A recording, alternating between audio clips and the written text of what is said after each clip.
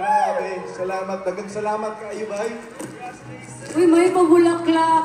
Kami ba nagbayad nito? Oo, kayo din. Tayo nagbayad nito? Nabak to yun lang din yung gastos. Sige.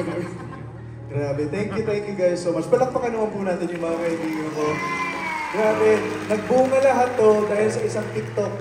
Diba? Dahil sa ginawa ni Casey yung parang stripped down version sa piano, tapos nag-duet ako, tapos nag-duet din si Ate Kyla. And now ginawa namin ng voicing din si Ate Kyla, si Ate Yang. And then kasama pa yung original talaga na sumulat at kumanta. So grabe, this is a realized dream talaga for us. So, wow, grabe. Hindi, ayoko buwagin yung cover.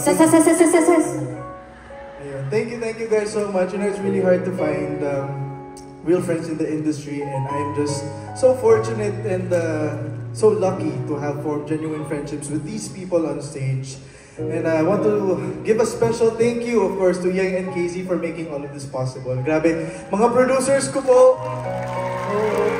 Produce sila itong Alam nyo guys, wala talaga akong plano to celebrate, to have a concert. Siguro nasa back lang siya, nasa likod lang siya ng utak ko. Pero ako okay na ako na nag-celebrate kami ng mga Defenders, ng to commemorate the 10 years. Ayun yung mga Defenders ko, yes. And kami, we had a little celebration. Okay na sa akin noon. And then, but you know, honestly speaking, I was really kind of existential ng time na yun. Kasi parang feeling ko, yung sa 10 years na yun, pass.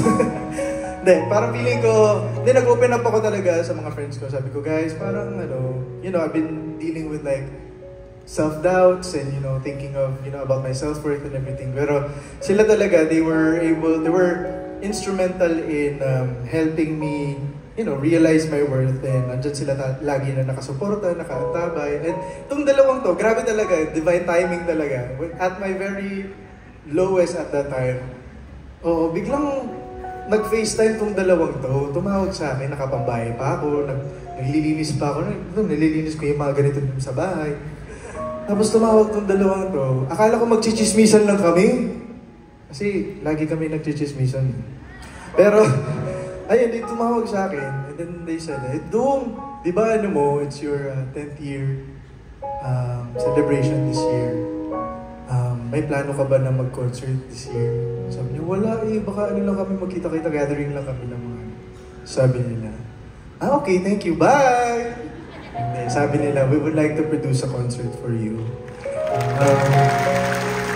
So yun, hindi ko na-record kasi ni Casey, hindi ko na pinakita yung mukha ko kasi talagang dugyot ako na naglilinis. Ginano ko na lang yung camera para hindi ako makita. Tapos umiiyak na ako sa gilid. Kasi grabe talaga how, God works and the universe works. And your friends talaga, ginawa silang instrumento ni Lord sa akin to lift me up. And here we are! Grabe, nagawa namin yung performance na yun. So I'm really, really thankful. Thank you so much. Okay, yun naman, purihin niyo ako. Kayo naman. Sabi niya, kayo naman, purihin niyo niyo sa akin, purihin niyo naman ako. Ay, si Ate Nani, gustong-gusto ka rin niyang purihin kanina pa. Kasi nag-speech na ako sa Ate Nani pa. Teka. I'm just so happy for you. You deserve every good things, every good that's happening in your life. And I'm so happy also that you exist. Because you're so talented and the world is so much better with you around. Kasi he's such a nice person, he's a good friend. Thank you for your music, thank you for existing, thank you for being you. Thank you for your talent that you happily share with everyone. You are such a blessing sa atin, magkakaibigan. Happy anniversary. Thank you so much. And I love you. I love you. Salamat. Thank you.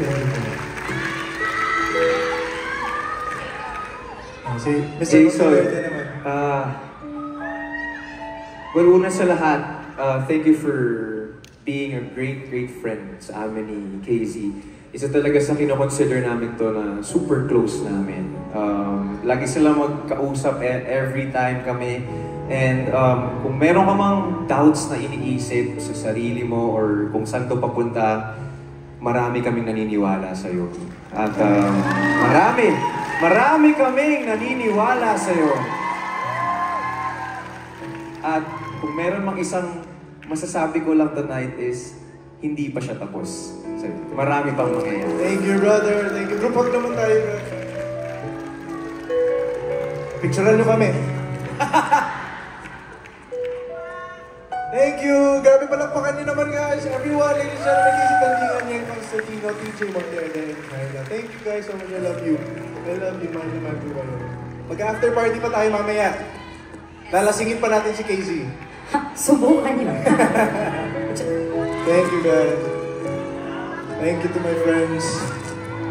Grabe. I'm so blessed. Thank you so much. At this point, I'd like to thank a couple of people. Maraming salamat to our musical director. Palakpakan po natin, Ray Cantong, ladies and gentlemen.